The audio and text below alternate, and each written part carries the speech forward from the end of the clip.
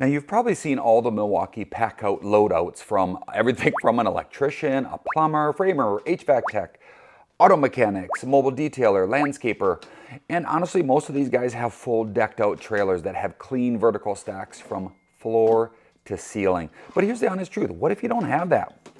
What if you're just a DIYer like me and you're just juggling tools between your garage and the back of your truck and you still want something that's smart, mobile, and honestly built to last? No trade license required, just a look inside my real world Milwaukee Packout setup. Built for weekend projects, garage builds, or honestly anywhere that I roll up and I need to be ready. So guys, before diving into what's inside each individual Packout box, I want to give you just a broader view of how I structure my setup and how each piece plays a role in the bigger picture. So in my setup, I've got two main Packout systems that I rely on. The first one is my primary stack, and this one holds all of my essential hand tools, and it rides on a dolly base so that I can roll the whole thing as one unit. Now, I'll be honest, the dolly works great for portability, but it does sacrifice stability.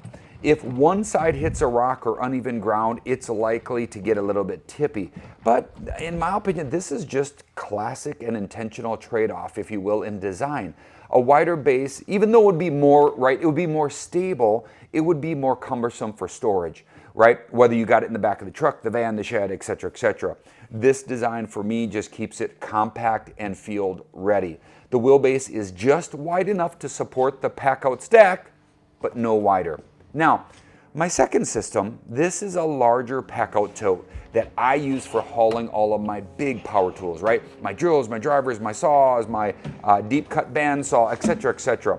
And between these two stacks, I've built a modular setup that really covers just about every type of project that I personally take on. Now, while I've built the stack for functionality and workflow, right? It is worth noting that most of the Packout units are built tough, at least in my opinion, right? I know some of you are going to disagree, and I know in some of my previous videos you have disagreed, but these stackouts, or at least a majority of the stackouts, are IP65 rated, right? What does that mean? So that's going to handle dust, debris, that's going to handle rain. Now, it's water resistant, it's not waterproof, so you're not going to be able to submerge these in water and expect them to not get wet. But if you're on a job site and it's raining, what's going to handle that, whether it's moisture or grime, without really blinking, right? So, and for me, there's also ruggedness that needs to be looked at in the form of UV resistance, right? Although, if you go on the Milwaukee website, it doesn't really speak towards UV resistance. However, these boxes are built to take a beating from the sun without cracking or fading. But, guys, with that being said, I would not leave them in the full sun all the time.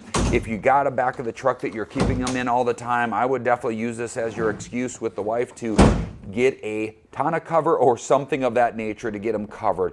In this video, guys, I'm going to go ahead and give you the big picture overview of how I organize these different stacks, and then I'll break it down what I actually store in each box and how I use them in the real world. So, first stack, as I've already told you, I want to kind of start going through. I've got everything from the drill bits that I think is just essential, because when I get to the land and I'm doing a lot of the different work on the field, it is something that just has saved my bacon so many different times. I've also got a first aid kit, and yes, this is one of the Milwaukee Packout ones that I bought pre-assembled. Did I need to? No. Could I have gotten it a lot cheaper elsewhere? Yes. I'm in the medical field, and should I be ashamed for buying that? Probably.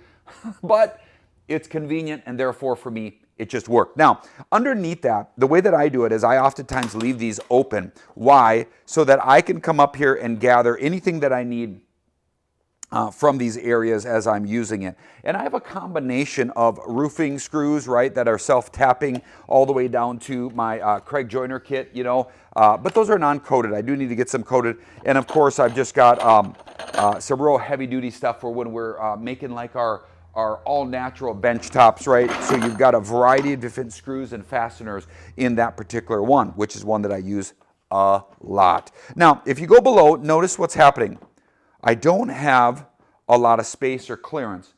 So what I'll tell you is, if you're going to do it in this route, this is one of the challenges. Of course, I can take this up and off to get full access.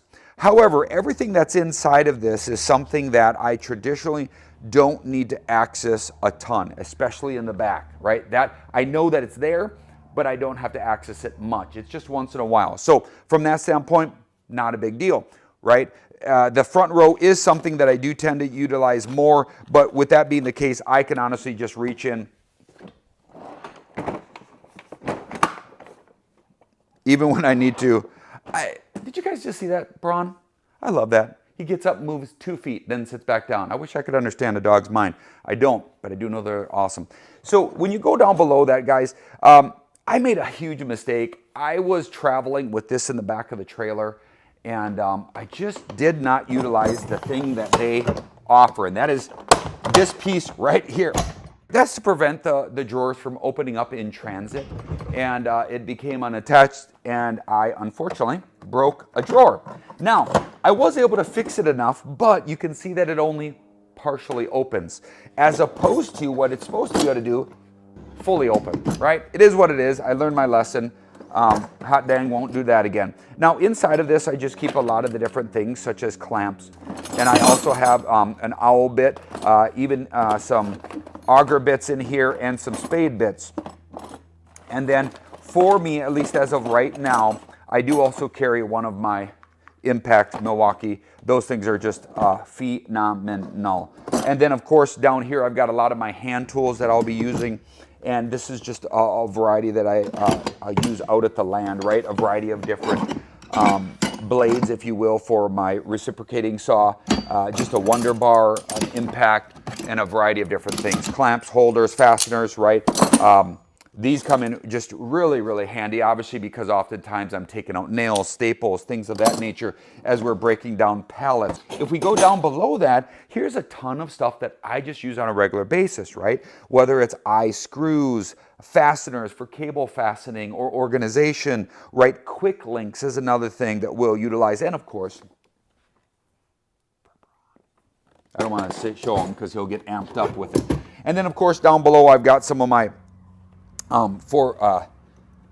here I've got some cartridges for my nailer, and then of course I've got some safety glasses and some gloves that go with it as well. And again, staples, another thing we use as far as when we put up our camouflage netting. I use that quite a bit.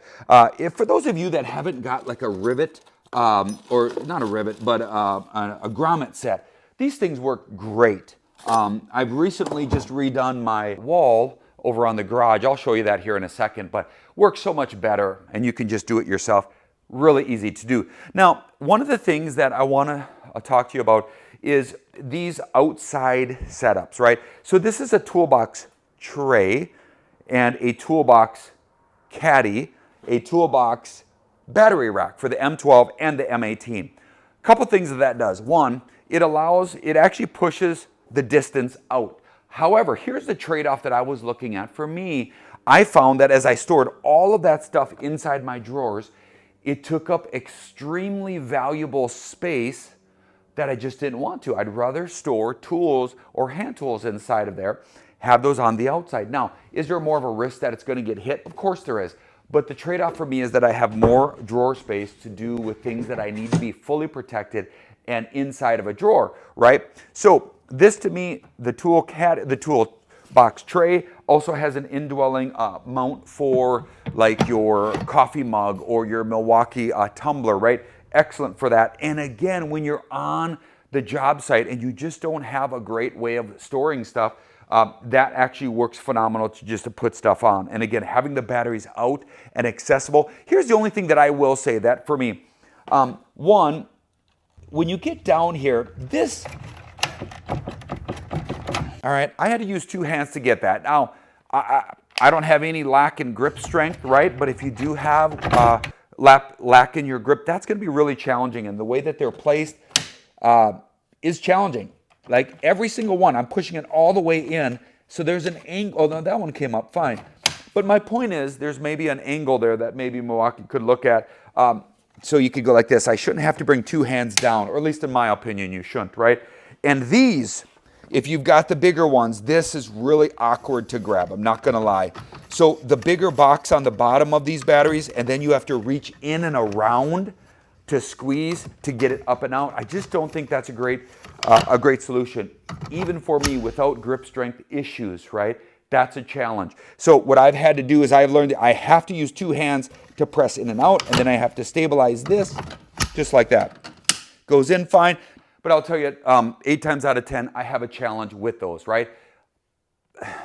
Not a major deal, but I just think there is some opportunity for improvement on Milwaukee's end from that standpoint. Now, the Toolbox Caddy, in my opinion, is awesome. Again, just gives you a temporary spot to place this down into to store your tools, all right? Whether, it doesn't really matter whether they're your tin snips or whatever you're using in the moment. That's the thing I like most about this, is that it's built for function. It changes almost every time I go out there. Now, let's move over to the second stack. This one is going to be my secondary stack. I call it that. Traditionally, when I will get to the land, I will take off all the stuff on the top, right? So I've got my radio that I utilize, right? So the radio's there.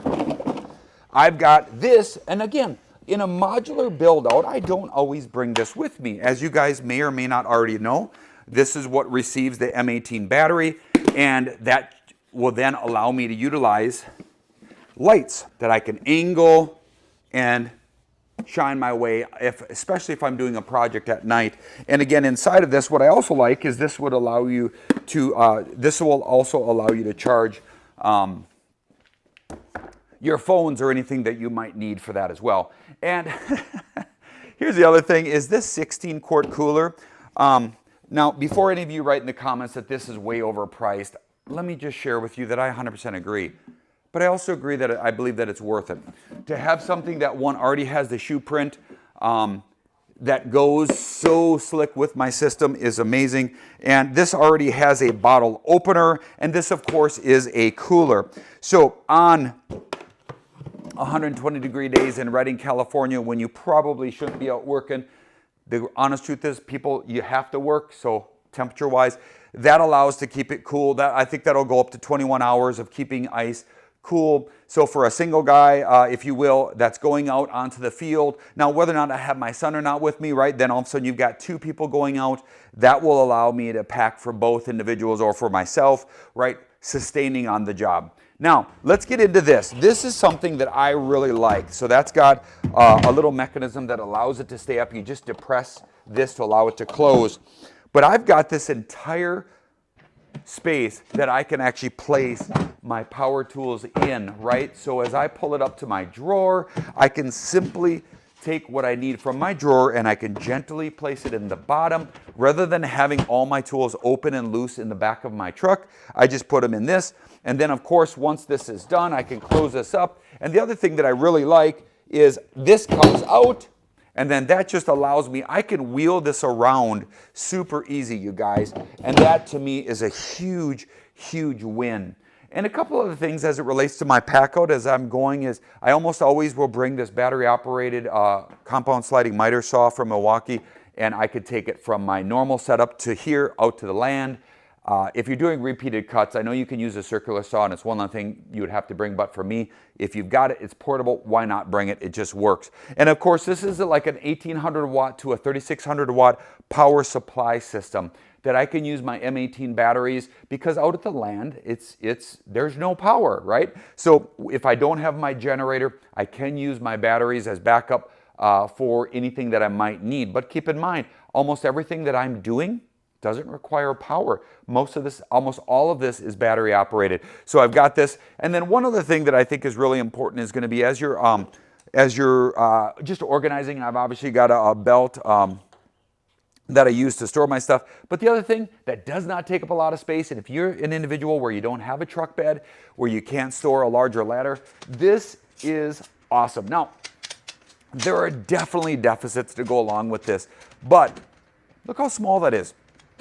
I can extend that up, get to the top of my roof on my shop. That thing is absolutely awesome. I'll run through and kind of show you guys how that works, but I just absolutely love that. Now, the only thing I will say is this, to me, if I want to move this around my shop, there's not a lot of convenience to it. I do have to grab it and I have to prop the back. Now, notice I would have to have the garage open, or I'd have to turn it, and then I can move this around. One of the things that I've started to do is when I take it out on the road with me, I keep it within that dolly system. However, once I get back to the shop, I will oftentimes then put it onto this dolly base, and I can load it on this. Why? Because then this full stack, if I want it over there, because I'm going to be doing a project on that far side, all it takes is for me.